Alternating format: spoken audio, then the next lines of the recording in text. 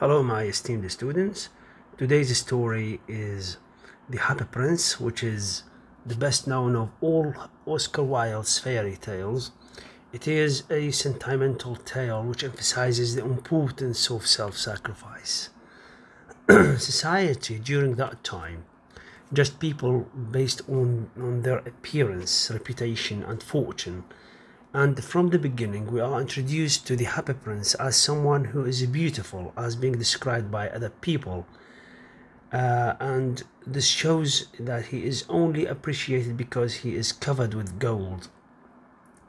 And Oscar Wilde, in this story, from time to time, emphasizes the materialism of that era, that period, through utilizing irony. And irony in this story is widespread. From paragraph to paragraph we find a type of irony, and it is obvious from the beginning, from the title itself, The Happy Prince, while in fact he lives in misery when he is witnessing the change that the prince goes through, as he explains to the swallow. When I was alive and had a human heart, I didn't know what tears were. But in fact, this is the a type of irony. Humans have emotions, right? He becomes more human once he turned into a statue and has opened his eyes to the temporal world around him. Further, after the prince sacrifices all his golden rubies, humans see him as ugly, and they cannot see past the ornaments and jewelry. In fact, they quickly dismiss him as no longer beautiful. Finally, we find that Oscar Wilde's vision is completed when the prince declares that the living always think that gold can make them. And the title of the story is The Happy Prince, though he is not happy at all, but miserable and pity for the poor and common people.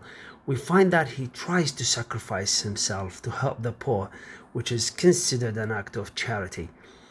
In addition, that Wilde's symbolic characters describe poverty and sufferance in the Victorian age as the women, the match girl, the writer, and the poor boys.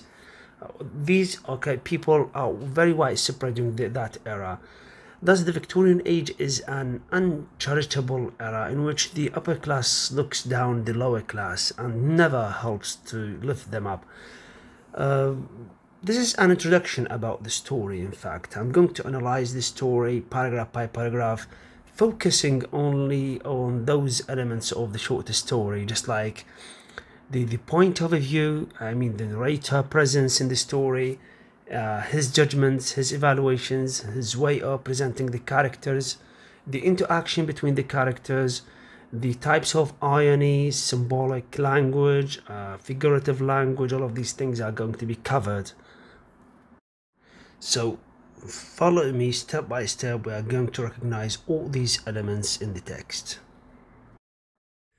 In terms of plot structure, the narrator starts the story with the description of the Happy Prince in terms of physical details, as well as the attitude of the other people towards the presence of the Happy Prince in the middle of the city. Then he moves to describe the second major character, which is the bird, the swallow, and also the situation of the swallow before the meeting between the Happy Prince and that bird. So the beginning of the story, which is the exposition level, is the description of those two major characters. From the beginning, the narrator starts with a description of the major character with physical details. So the story is about this figure as a dynamic character and as a round character at the same time. Why? Because since the narrator provides physical details concerning the Happy Prince, so this is called round character. Now, appearances are what the narrator started with when he said, high above the city on a tall column stood the statue of the Happy Prince. He was gilded all over with thin leaves of fine gold. For eyes, he had two bright sapphire and a large red ruby glowed on his sword hilt. This is the outer the description. Then the narrator shows the prince's position among the other people with evidence of quoting others' opinions. And all people like him, but by appearances, not reality. When he said he was very much admired indeed. He is as beautiful as a weathercock, remarked one of the town councillors, who wished to gain a reputation for having artistic tastes. Not quite so useful, he added, fearing lest people should think him unpractical, which he really was not. Then the narrator in this particular case exposes what the counselor thinks when evaluating the prince. So the narrator's commentary is of omniscient point of view. Why? Because he moves inside the counselor's viewpoint concerning his description of the happy prince. Another evidence of how people like him here is a dramatic irony, in fact, where the prince is in fact sad, and this woman doesn't know about it, and he was the baby was crying now. Now let's see, why can't you be like the happy prince? Asked a sensible mother of her little boy who was crying for the moon. The happy prince never dreams of crying for anything. This is dramatic irony, the discrepancy between what the woman knows and the reality of the happy prince. He looks like very happy and never cried, but while from the inside we find the meeting between the swallow and the prince. The swallow is going to witness the eye drops of the prince, and he is very broken from the inside. The narrator tells of this man's feeling as being disappointed when we move to the third evidence of how people view the happy prince. I'm glad there is someone in the world who is quite happy, muttered a disappointed man as he gazed at the wonderful statue. You see that this evidence now is a situational irony, for this man expects the prince is what is happy, the opposite is what is correct. And you see that the narrator also states the idea of disappointed man. Okay, the omniscient point of view is the adopted view here. Why? Because the narrator now shows to us the type of feeling this man exposes. And even the charity children are affected by appearances. This is another example of people's attitude towards him. He looks just like an angel, said the charity children as they came out of the cathedral in their bright scarlet cloaks and the clean white pinafores. And you see that the narrator comments on the scientist's attitude after that towards these boys when he approaches them with this question. How do you know? Said the mathematical master. Have you ever seen one? Because, you know, mathematicians believe in facts, not in angels or something like that. Things cannot be seen, cannot be touched. Another major character now is presented after that, which is the swallow, and the narrator tells the bird's situation of being in this place before making the two confront each other, which is part of the expository level. Now, the bird, you see, one night there flew over the city a little swallow. His friends had gone away to Egypt 6 weeks before, and he had stayed behind, for he was in love with the most beautiful reed. So this is the situation, right? Now, after telling us about the situation of the happy prince, now he moves to tell us about the situation of the bird. Now, the narrator's description of the reed after that comes in terms of personification, as if he is talking about a girl, a lady, but the theme of appearances and reality is very evident in this particular case. He had met her. You see, the pronoun her is what is a personal pronoun, which is now being described, oriented towards the reed. He had met her early in the spring as he was flying down the river after a big yellow moth, and had been so attached by her slender waist. You see, these terms, okay, are related to a description of a beautiful girl that he had stopped to talk to her. Once again, okay, the idea of personification is always there. Now, another character presentation, the reed, now, which is not a major character, in fact, is a minor character. Now, the reed is what is a secondary one. It is round character, though it is secondary, but it is round. Though it is a static character, but it is round character. Why? Because we have a description. We have the details, the physical details of that character. And you remember the definition of the round character is that we have the description of such character. But at the same time, she is a static character. Why? Because she is not participating from the beginning of the story up to the end. She doesn't change, so she is not dynamic. Though, okay, she helps in the course of events, okay, in somewhat. That is the idea. Now, the narrator tells of the bird's feelings about the reed. And starting with a question, "Shall I love you?" said the swallow, who liked to come to the point at once. And the reed made him a low bow, so he flew round and round her, touching the water with his wings and making silver ripples. You see a very beautiful image. The narrator is what is describing in these words. And this was his courtship, and it lasted all through the summer. You see, now he was late to follow his friends, to accompany his companions.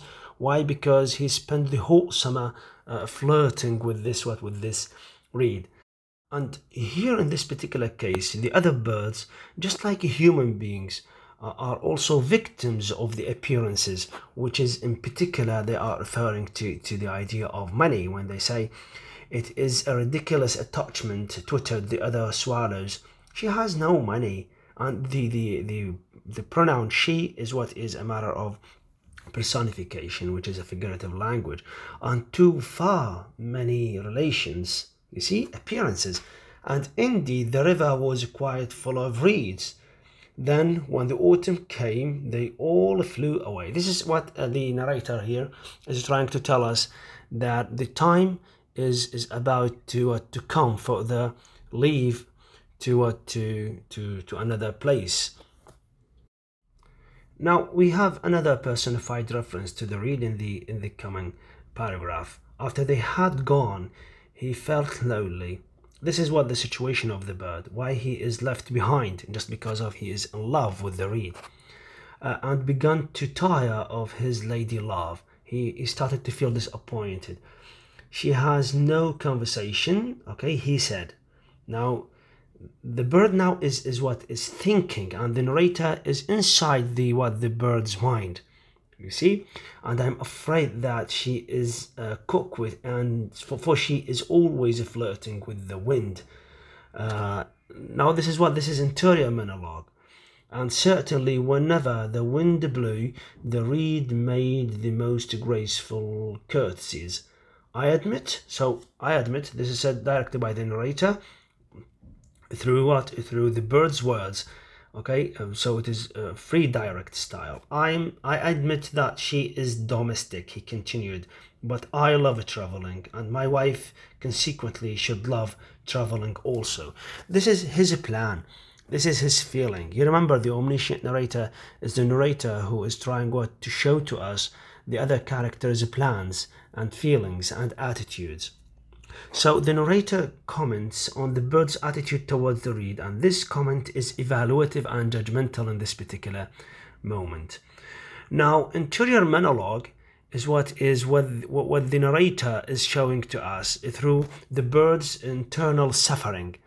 A character who is trying to speak to himself or thinking, okay, most of the time, is a sign of internal struggle, internal conflict. And situational irony here, which is her reply, was against his expectation when she answered him for the following question: "Will you come Will you come away with me? He said finally to her, but the reed shook her head. She was so attached to her home. You have been trifling with me, he cried. I'm off to the pyramids. Goodbye. And he flew away. Here we have situational irony. Why? Because the bird expects that the reed is what is going to come with him, right? Because he stayed the whole summer with her. He did nothing, okay, in comparison with his companions, friends, and he devoted the entire summer to stay with her. But in comparison, we find that the reed prefers to stay, okay, in her place. Stick. She is local. And this is what a discrepancy between what he believes and what actually happens, situational irony. Then the narrator in the next paragraph introduces the element of suspense while referring to the idea of city preparations. All day long he flew, and at night time he arrived at the city. Where shall I put up? He said. I hope the town has made preparations. So what are preparations? The reader here is going to expect something about this event, this activity concerning the city people. What are they doing? Then he flew. Then he saw the statue on the tall column. I'll put up there, he cried. It is a fine position with plenty of fresh air. So he alighted just between the feet of the happy prince. Now this is what? This is the beginning of the complication phase, which is the moment of meeting between the happy prince and the swallow. And in fact, when the bird decides to stay under the feet of the happy prince, describing this type of sight as golden and comfortable, this is situational irony. Why? Because the bird expects that what appears to him, which is also the theme of appearances and reality, is what is very relaxable, is very pleasing. So here we find situational irony, which later on we're going to discover that this is not the suitable place for him. Why? Because eye drops, tears are going to spoil the bird's night. So another situational irony against the bird's belief concerning the fine place for sleeping. The theme of appearances and reality appears once again.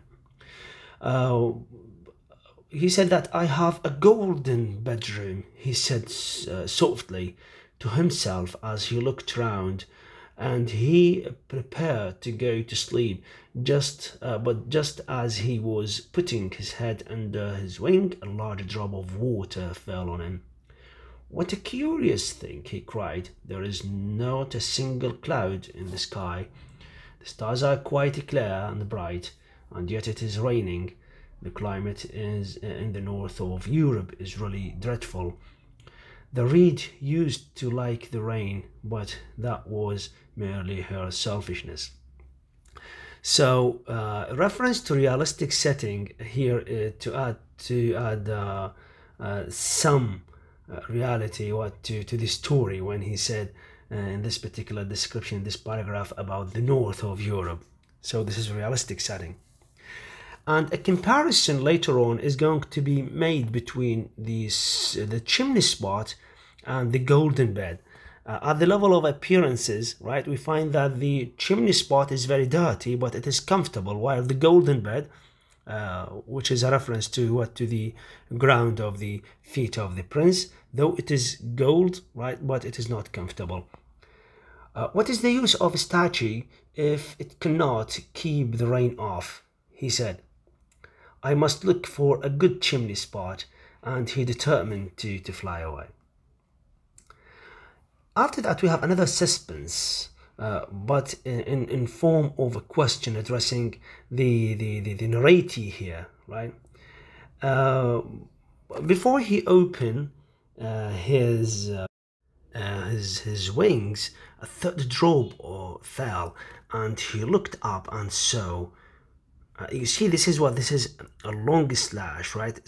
A long dash, which is a moment of pause, a moment of short period of a stoppage. And this indicates that the bird now stops, and right away the narrator said the following question: oh, what did he see? The narrator now is trying to add an extra suspense on the part of those who are trying to read the story. The eyes of the prince were filled with tears, and tears were running down his golden cheeks. His face was so beautiful in the moonlight, and the little swallow was filled with pity. You see, another description, physical description of what of the prince, but now once again in terms of appearances. But also at the same time, though the prince is made of gold and looks very beautiful, but we have tears. So a mixture of emotions at the level of appearances and reality. Crying, which is sadness, and misery, and we have the appearance, which indicates luxurious. And this is positive physical description of the statue, but the internal revelation of the bird's feelings towards the prince himself, when he said the little swallow was filled with pity. So the narrator moves inside the bird to show to us the type of emotions the bird has for the prince. A conversation happens between the two, right? And through the conversation, we gain a lot of information. Okay, who are you? He said, I'm the happy prince. Still, he is talking about what the idea of being happy while he is crying. So here we have the idea of verbal irony, because he said that I am the happy prince. So if he is happy, why he is crying? So this is verbal irony. What appears reflects the opposite, in fact. Story within a story, right away the narrator is trying to move us to the past, why he is crying, why he is in the middle of the city.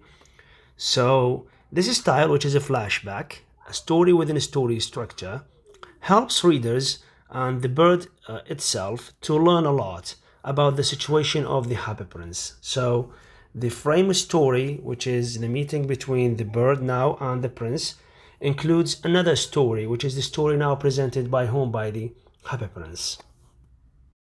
In fact, when he started with the story, he said, when I was alive. So we understand that he is not alive now and had a human heart. To the end of the paragraph, we understand that the happy prince was living in luxurious. He didn't know anything about sadness. Why? Because he was living inside his castle, and his people, counselors, didn't tell him anything about the poverty outside. He believes that outside is the same as inside, and the discrepancy, the difference at the level of expectation of the happy prince when he was inside and in comparison with the outside is also situational irony. Why? Because he knows something and he expects something, but something else, which is the opposite, happening outside. At the same time, it is dramatic irony. Why? Because he knows something and he ignores a lot. Now, after listening to the happy prince's story, the bird feels shocked but polite for not making his speech be audible, for not speaking loudly, lest hurts the prince's feelings. This revelation of character's behavior is an indication of how the bird is good-hearted when he said the following question to himself: what, is he not solid gold? Said the swallow to himself. He was too polite to make any personal remarks out loud.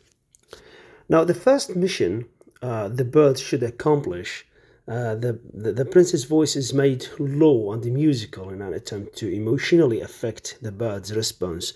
The theme of exploitation starts from here. Far away, continued the statue in a low musical voice. Far away, in a little street, there is a poor house. One of the windows is open, and through it I can see a woman seated at a table. Her face is thin and worn, but she has coarse red hands, all pricked by the needle, for she is a seamstress. She is embroidering passion flowers on a satin gown for the loveliest of the queen's maids of honor to wear at the next court ball. Now, the woman is a round character in this story, within a story, for the available physical details about her shape, but she is secondary in contribution to the major story. And if we continue reading, in a bed in the corner of the room, her little boy is lying ill. He has a fever and is asking for oranges. His mother has nothing to give him but river water, so he is crying. We find here that this is a very effective description made by the prince in order to make the bird accept the mission. So it is an emotional exploitation. Now he said, swallow, little swallow, endearment term is used here. Will you not bring her the rabbit out of my sword? My feet are fastened to this pedestal and I cannot move. Now, we find the bird sounds so polite to reject directly. Instead, he presents a justification for not accepting the mission.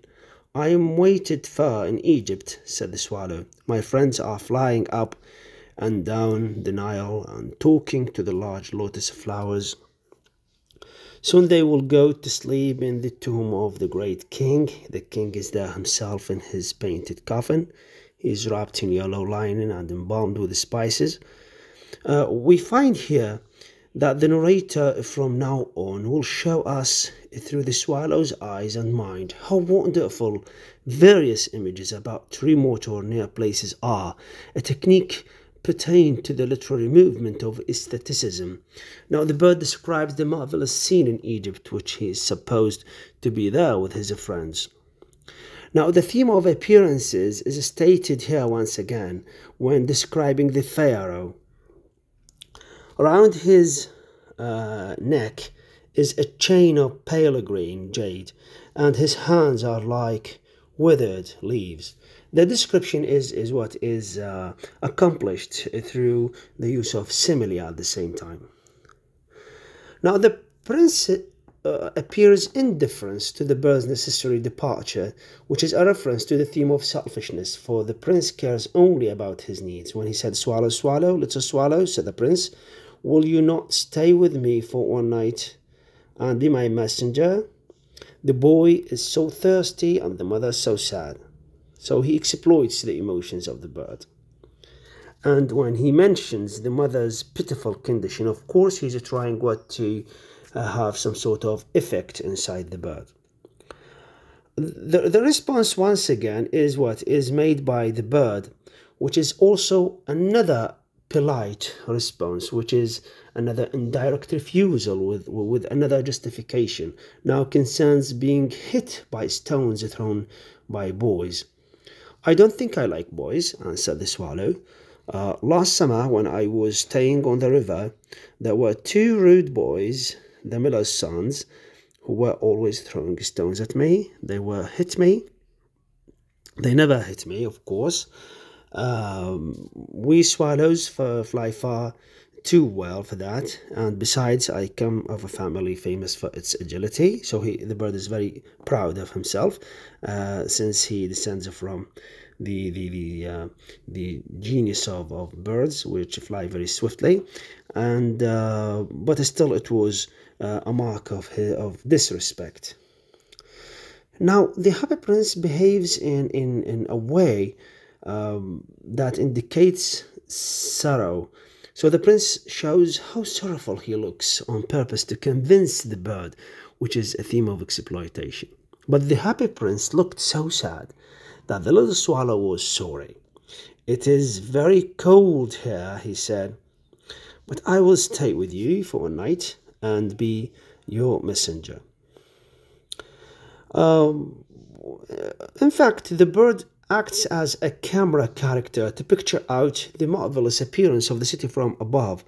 Two scenes are presented here, the cathedral tour and the palace. He passed by the cathedral tour, where the white marble angels were sculptured.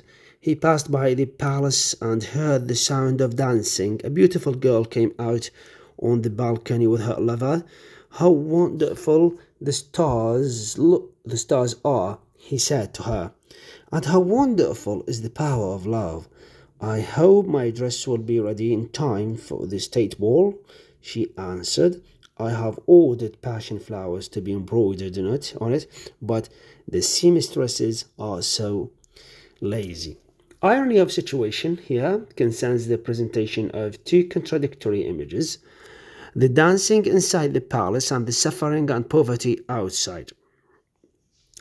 So after that, we have another two scenes are presented in the following paragraph before the bird arrives to his destination: the ships and the ghetto. He passed over the river and saw the lanterns hanging on to the masts of the ships. He passed over the ghetto and saw the ghetto is the place assigned for the Jews to live, right? And so the old Jews bargaining with each other and weighing out money in copper scales. You see how rich the Jews, whenever you are moving in Europe, the Jews are very well known for their richness, okay? Which is some sort of contradiction here. Okay, the Jews are very rich, okay, and the other people are suffering. At last, he came to the poorhouse and looked in. The boy was tossing feverishly on his bed, and the mother has fallen asleep. She was so tired. In he hopped and laid the great Rabbi on the table beside the women's temple. Then he flew gently round the bed, fanning the boy's forehead with his wings. How cool I feel, said the boy. I must be getting better. And he sank into a delicious slumber. Now, after the bird accomplished the first mission, he felt warmed, and this is because he was flying. He's moving for a long time, but the prince exploits the bird's ignorance of this fact by confessing that he had done something good. So then the swallow flew back to the high prince and told him what he had done. It is curious, he remarked, but I feel quite warm now, although it is so cold. That is because you have done a good action, said the prince, and the little swallow began to think, and then he fell asleep. Thinking always made him sleepy. Now we have the omniscient narration for the narrator now inside the bird's mind. We find also that the scientist's article, when he saw the bird, okay, on the presence of the bird in this particular time, shows how the society are uneducated to understand it.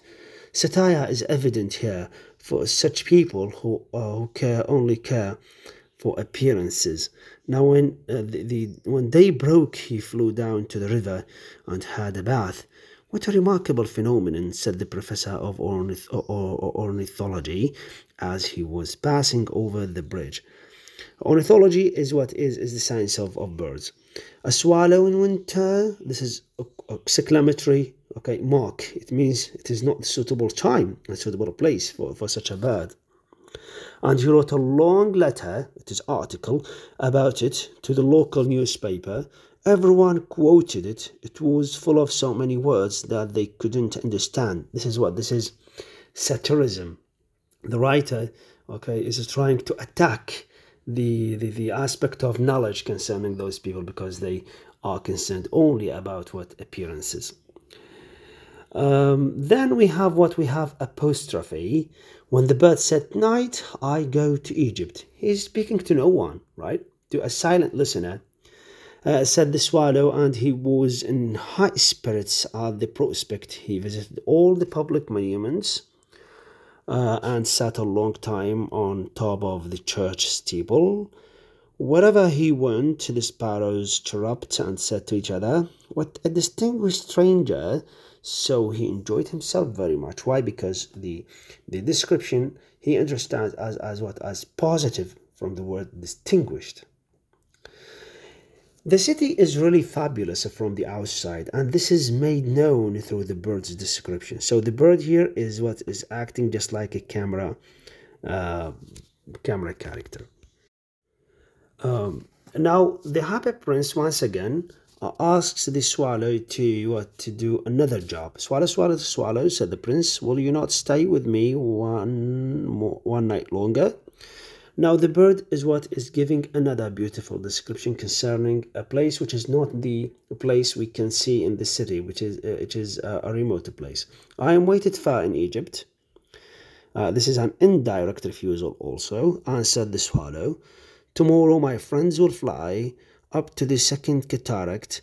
The river horse couches there among the bulrushes, and on a great granite stone sits the god Memnon. You see, wonderful scene concerning, which is a remote place, but through the bird's mind. The bird said such things to show the necessary need to be there, but the prince once more shows an indifferent response, and the theme of selfishness is always there. The bird continues his description. All night long he watches the stars. He's talking about that king, the pharaoh.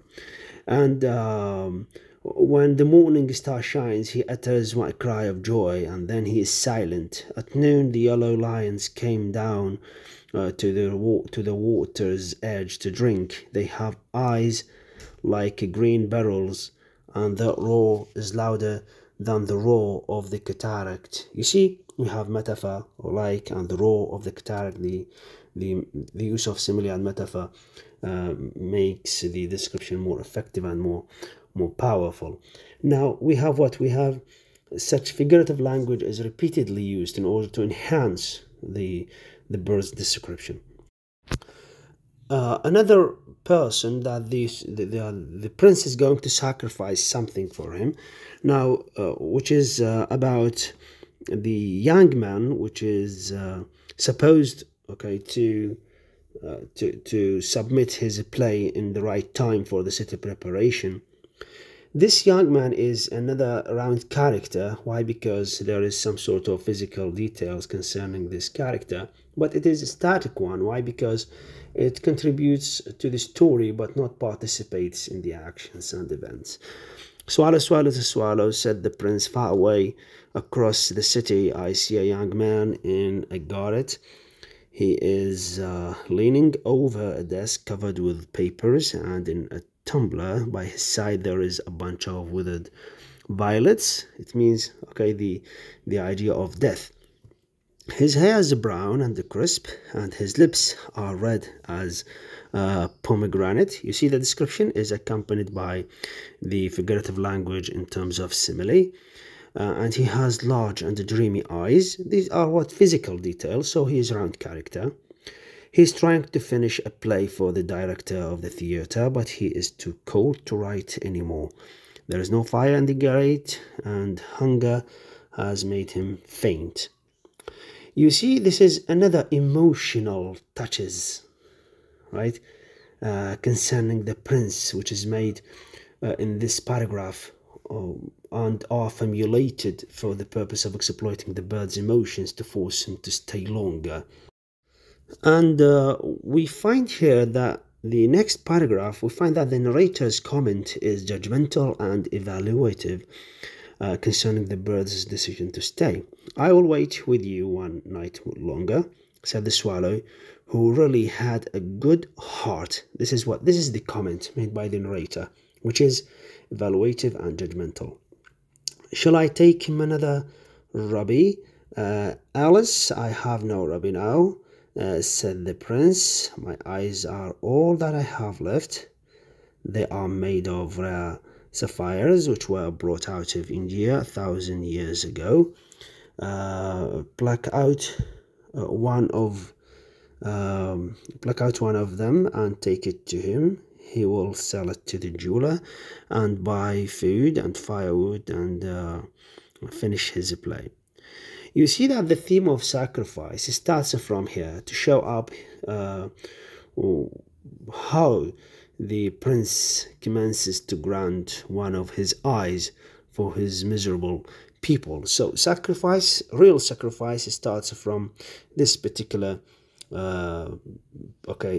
place in the plot structure. We find that the the bird refuses, of course. Okay, dear prince, said the swallow, I cannot do that. And he began to weep. That's why I said that the bird is really emotional and easily deceived, okay, when we are talking about emotions. Let's see the description now is made also through the bird's eyes.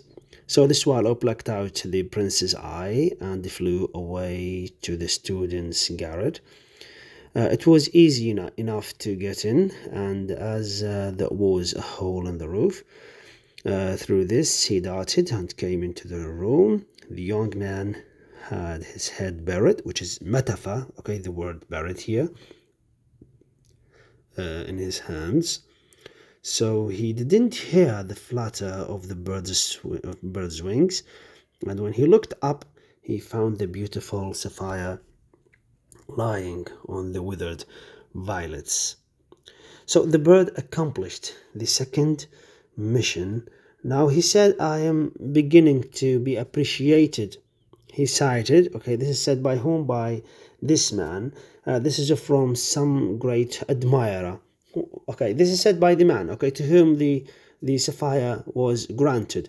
We find here that dramatic irony, in fact. Why? Because the reader and the bird know the source of the gift, but this man doesn't know, okay, this fact, right? So the discrepancy between what we know and what this character knows, okay, is different, right? So this is dramatic irony. Okay, now another beautiful image is presented to us through the bird also. The next day the swallow flew down to the harbour. He sat on the mast of a large vessel and watched the sailors hauling big chests out of the hold with ropes. Heave ahoy, they shouted as each chest came up. I am going to Egypt, cried the swallow, but nobody minded, and when the moon rose he flew back to the happy prince. This is a very beautiful scene through the camera character.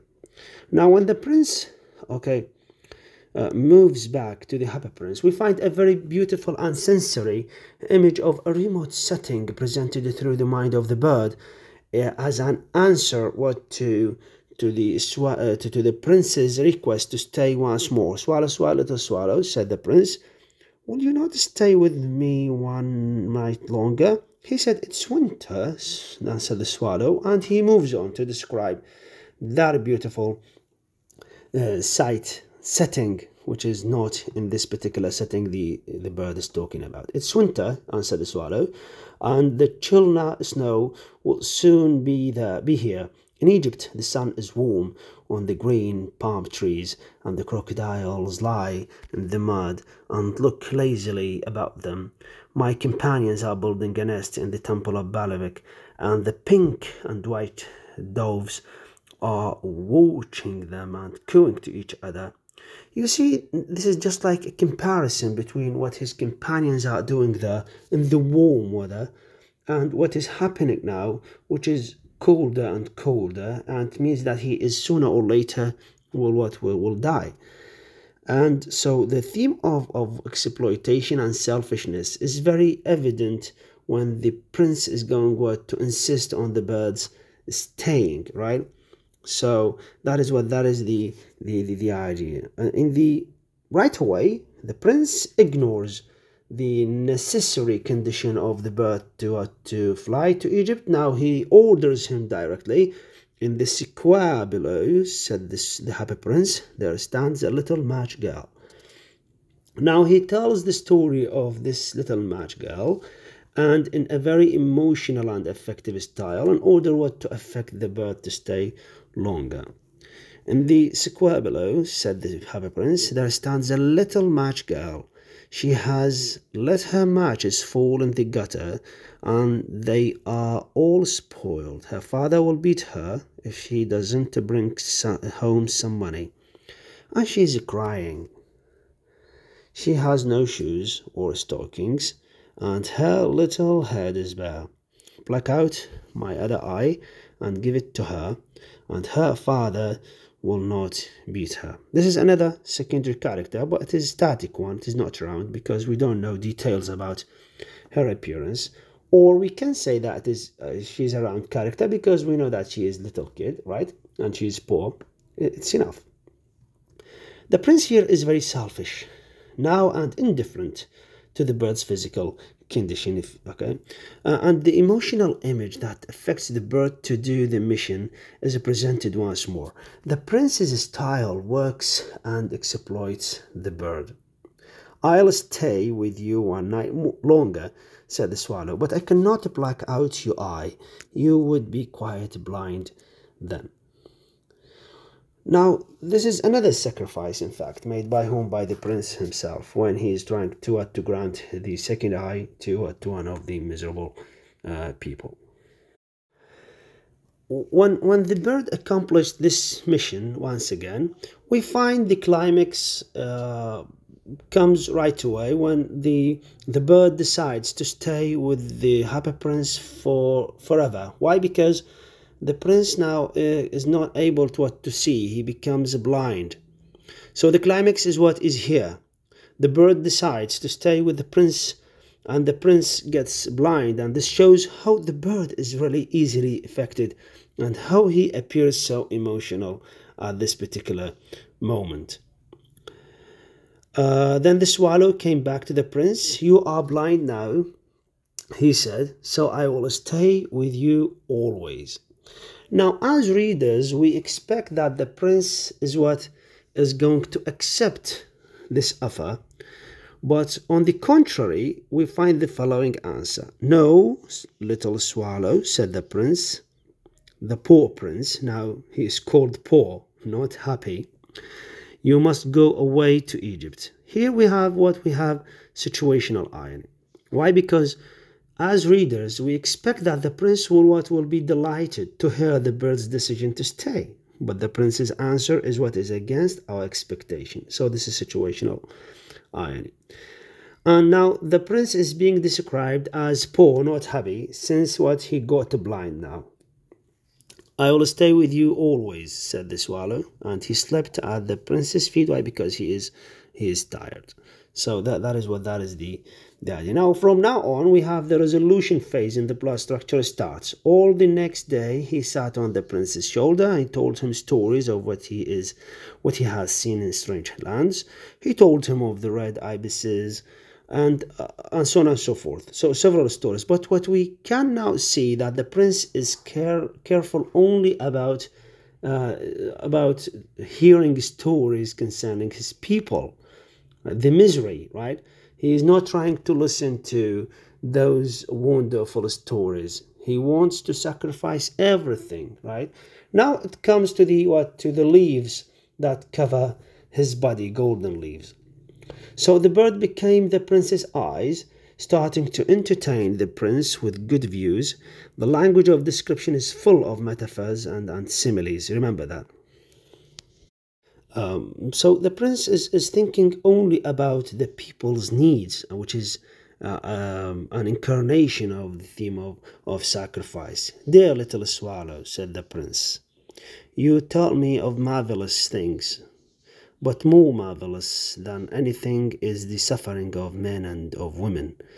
There is no mystery so great as misery. Fly over my city." Still, the prince thinks that the city is his city. "Little swallow, and tell me what you see there." He wants the bird to bring him the news about what the other people are in need. So when the swallow flew over the city, there is some sort of comparison between two types of people in the city, which is described as great as a type of mockery. He saw the rich making merry in their beautiful houses, while the beggars were sitting at the gates. These are the two contradictory images, which is a matter of mockery. He flew into dark lanes and saw the white faces of starving children looking out listlessly at the black streets. This is one of the miserable views that he's going to tell the prince about.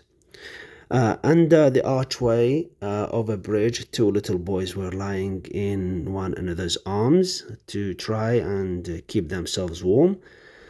"How hungry we are," they said. "We must not lie here," shouted the watchman. They wandered out into the rain. You see, this is what one of the really very painful condition inside the city, while the others, the rich, are careless about the poverty inside this city. Again, the theme of sacrifice appears. Why? Because we find that the bird, when he tells the prince about that, okay, the prince starts to grant whatever covers his body. "I'm covered with fine leaves, with fine gold," said the prince. "You must take it off, leaf by leaf, and give it to my poor. The living always think that gold make them happy." Appearances, right? Happiness and the pleasure. There is a difference between the two. So leaf after leaf of the fine gold the swallow picked off, till the happy prince looked quite dull and grey. Appearances, right? Now from the inside, the prince is someone else, dull and grey. Leaf after leaf of the fine gold he brought to the poor, and the children's faces grew rosier, and they laughed and they played games in the street. "We have bread now," they cried. So now everyone is happy, in fact, everyone. When the snow came here, we find that the snow came to what to the moment of being frost, which is very, very cold. It means that the bird is going to die. So visual imagery here of the great city in snow. Now we have similes, we have metaphors are used once again to describe how wonderful the city looks like, okay, in this particular time. Then the snow came, and after the snow came the frost. The streets looked as if they were made of silver. They were so bright and glistening. Long icicles, like crystal daggers, hung down from the eaves of the houses. Everybody went about in furs, and the little boys wore scarlet caps and skated on the ice. So now everyone gets happy, and poverty is put on end because of the prince's golden leaves being granted to them. But the narrator now feels sorry for the bird by describing him as poor. The poor little swallow grew colder and colder, and he wouldn't leave the prince. He loved him so too well. This is what the theme of love between the two, love and sacrifice. The prince sacrificed himself for his people. The bird sacrificed himself for the prince, and they love each other. He picked up crumbs out of the baker's door when the baker was not looking, and tried to keep himself warm by flapping his wings. This is irony. The bird now has everything. The bird, was granting golden leaves to the poor, but he didn't take anything for himself. And now he's picking up crumbs. Okay, in order what? Because he's hungry. So this is irony. Yes. In fact, the theme of love, develops once more in this paragraph. But at last he knew that he was going to die. He had just strength to fly up to the prince's shoulder once more. "Goodbye, dear prince," he murmured. "Will you let me kiss your hand? I'm glad that you are going to Egypt," which is a matter of dramatic irony or situational irony at the same time. Why dramatic irony? Because we know that the bird is going to die, and the prince doesn't know about that. Situational irony in terms of the prince himself. He expects that the bird is leaving to Egypt because he cannot see the situation, the physical situation of the bird. But at the same time, we find that the bird is deteriorating, and the prince doesn't know about that. So this is situational irony, because this is what the prince believes as a matter of departure to Egypt. But in fact, the bird is dying. That's why here is a situational irony For the prince expects that the bird will fly, okay, to leave him, but the bird, what he's saying goodbye, because he is what he is dying. Goodbye, dear Prince Imamad. Will you let me kiss your hand? I'm glad that you are going to Egypt as last, little swallow, said the prince. You have stayed too long here, but you must kiss me on the lips, for I love you. It is not to Egypt that I am going, said the swallow. I am going to the house of death, Metaphor, which is what a very beautiful description of death, which is what part of the movement of aestheticism through which this story was written. Yes, and he kissed the happy prince on the lips and fell down dead at his feet. This is the end of the first character, the swallow. After that, we find the theme of appearance on the part of the mayor. Early the next morning, the mayor was walking in the square below in company with the town councillors. As they passed the column, he looked up at the statue. Dear me, how shabby the happy prince looks, he said. Shabby? Okay, it is a negative evaluation of the prince. The theme of they are affected by appearances, but they don't know. This is in fact also dramatic irony. They don't know the reality, what is inside, the gist, the core of the prince and what he had done. This is dramatic irony between the prince and the mayors, and of course between readers and what the mayor know about that. So he continues, and the other people who follow the mayor also repeatedly say what the mayor is talking about. How shabby indeed, cried the town councillors, who always agreed with the mayor, and they went up to look at it. Now the narrator's comment is evaluative and judgmental concerning the councillor's agreement with the mayor. He is negatively describing the sustaining agreement with the mayor. Dramatic irony, the reader knows how much the prince sacrificed, and the reader knows much more than the mayor about what happened in fact, and the mayor and the other councillors ignore this fact. The Rabbi has fallen out of his sword, his eyes are gone, and he is gold no longer, said the mayor. In fact, he is little better than beggar. This is what a very negative evaluation concerning the happy prince, on the part of the mayor of this city. Little better than a beggar, said the town councillors. They agree, they repeat. So the government evaluated things according to appearance, not reality, and hence their orders are based on such materialistic views. When he said, and here is actually a dead bird at his feet, continued the mayor, we must really issue a proclamation that birds are not to be allowed to die here. And the town clerk made a note of the suggestion. This is the orders. That most of the orders in this city, the writers are trying to tell us about that, are based on what? On appearances, on materialistic evaluations. So they pulled down the statue of the happy prince, and he is no longer beautiful, he is no longer useful. So the idea of being useful depends on how wonderful you look, right? So that is the point concerning how to evaluate others, the theme of appearances. Now you see the prince being melted in the furnace, and the mayor now decided what to erect a statue for himself, and there was some sort of a quarrelsome between the mayor and the councillors. They didn't agree about which figure should be erected in the middle of the city.